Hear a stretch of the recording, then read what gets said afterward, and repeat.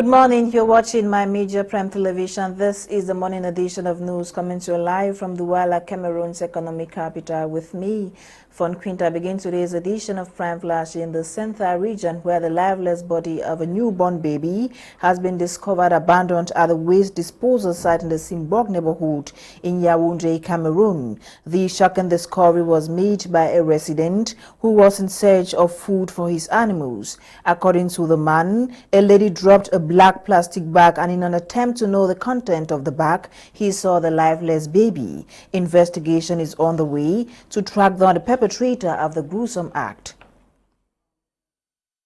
Now, the weather condition in Cameroon and the southwest region in particular is having a negative effect on market women and hawkers who complain that sales are very slow in this period. Our southwest correspondent Emanuela C. visited some markets in Boya and now reports. Boya, located on the southeast slope of Mount Cameroon and considered to be always raining and cold at this time of the year, is also considered by many as a commercial city in the southwest region. For weeks now, the weather in this city has been foggy and cold, while drops of rains drizzle sometimes all day long. This does not stop traders from opening their shops and hawkers from plying the town from one quarter to the other, especially in the market, to sell their goods. Business for some is booming since holidays are out and some school children are doing apprenticeship despite the weather. Concerning the holiday makers, at least they are just increasing the level of work these days. Because at first I have just one worker, but now for the two to add, it makes the work more easier than before. To others, it is a whole misery as they move their merchandise up and down and business becomes slow. Sonia is a businesswoman and she notes that prices of goods at this time is always high while the rain disturbs them from selling. Rainy season right now, and it's really been rough and difficult. Even where we go get things like this to come back and sell, it's really been difficult because there's been a lot of inflation prices during the rainy season. In a weather like this, Catherine and her friend are determined to finish their merchandise, even if it means selling in the rain. Other salespersons at the great supermarkets have taken the step to sell with or without the rain, even though buyers may not show up as the weather is so cold, foggy and unbearable. Strange this year, just like meteorologists said, cities in Cameroon have for the past weeks witnessed much rains which has caused floods and destroyed houses. As of now, the weather forecast of August will be 75 degrees to 82 degrees. Cameroonians advise to buy warm clothes. The Rapid Intervention Battalion, an elite unit of the Cameroonian Army, has been commissioned by the government to build the Ekondo-Titi-Kumba Road in the southwest region. The latter is one of the country's Anglophone regions plagued by the ongoing crisis. Emanuela C. with details.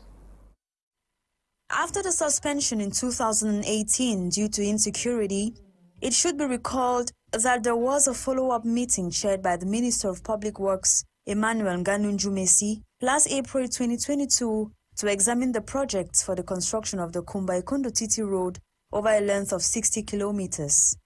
The work was then carried out by the Soroba company with the technical assistance of Comet International Design Office.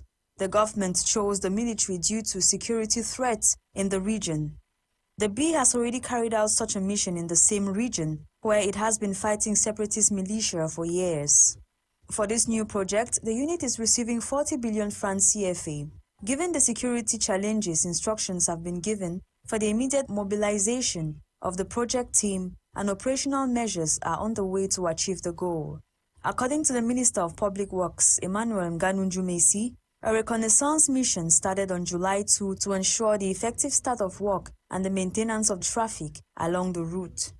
The progress of the work is estimated to date at 13%. Worthy of note is the fact that the construction of the Marwa-Mora-Dabanga-Kuseri Road in the far north region, which is under attack by the Boko Haram, was carried out by militia engineers with the authorization of the World Bank, which financed the project. This was a first in the world.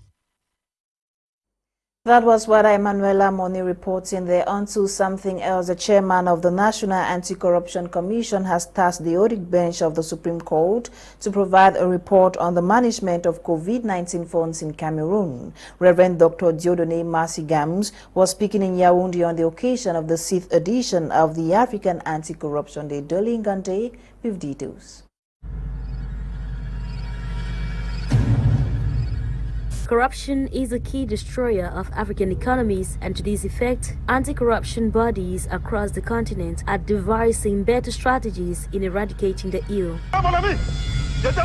On the 11th of July 2022, Cameroon joined the rest of Africa in celebrating the annual African Anti-Corruption Day under the theme Regional Economic Communities, Critical Actors in the Implementation of the African Union Convention on Preventing and Combating Corruption. We cannot progress, we cannot develop, we cannot build the country, we cannot build our structure if we continue with corruption. Quick question demanding a quick response. If Cameroon is being rated as one of the most corrupt countries in Africa and the world at large, what then is the preoccupation of the National Anti-Corruption Commission during the 6th edition of the annual African Anti-Corruption Day? The African Union decided that this year countries should actually look on how funds that were granted nations to fight against COVID were managed.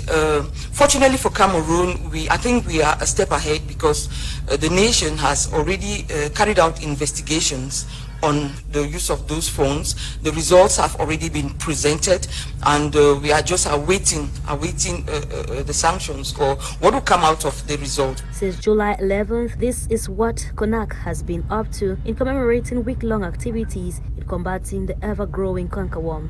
What the Commission would do is to reach out to the public through the heads of anti-corruption units in ministries in a workshop that will take place in the town of Eboloa on the 14th and the 15th of July. Meantime, CONAC would continue soliciting the collaboration of all in the fight against corruption in Cameroon.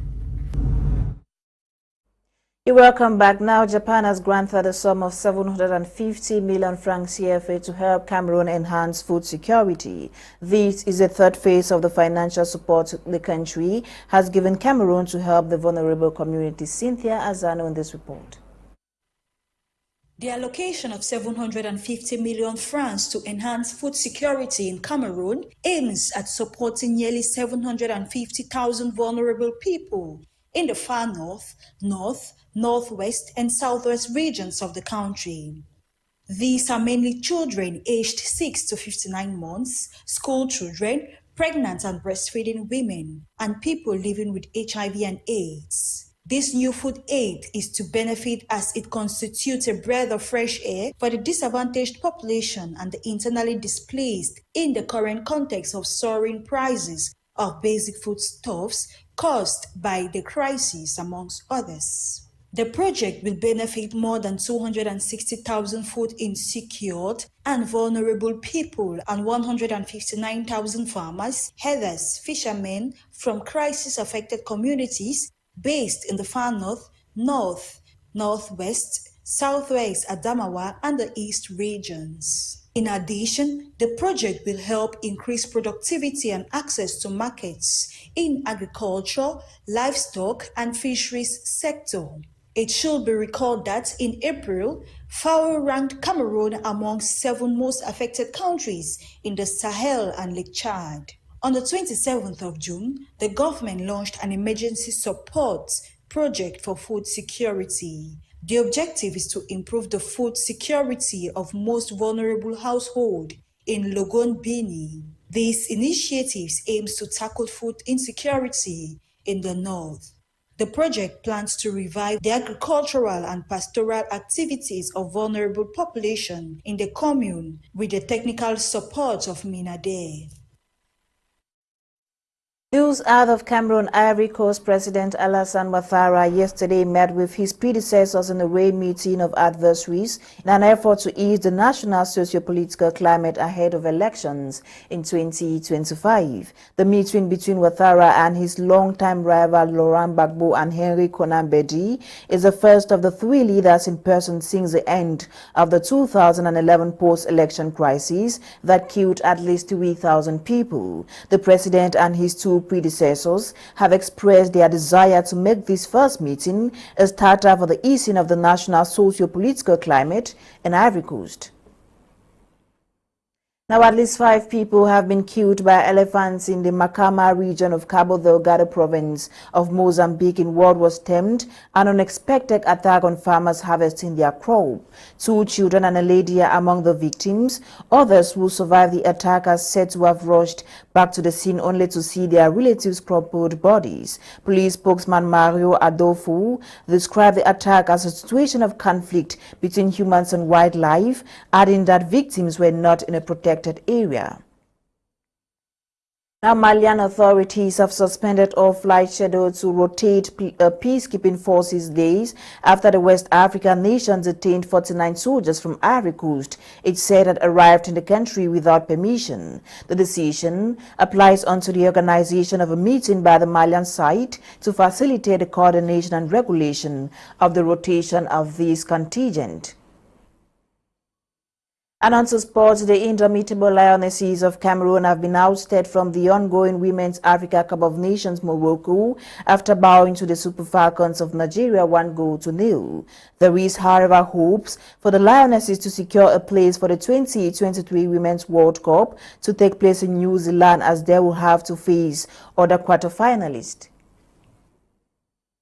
This concludes the 9:30 a.m. edition of Prime Flash on My Media Prime Television. Coming up next is the brief with Lasha Kingsley and Gladys Bamotwangina. Today's edition was produced by Junior Pelama. My name is Fon Quinter. Have a blessed day in the company of more programs on The African Eye. Bye.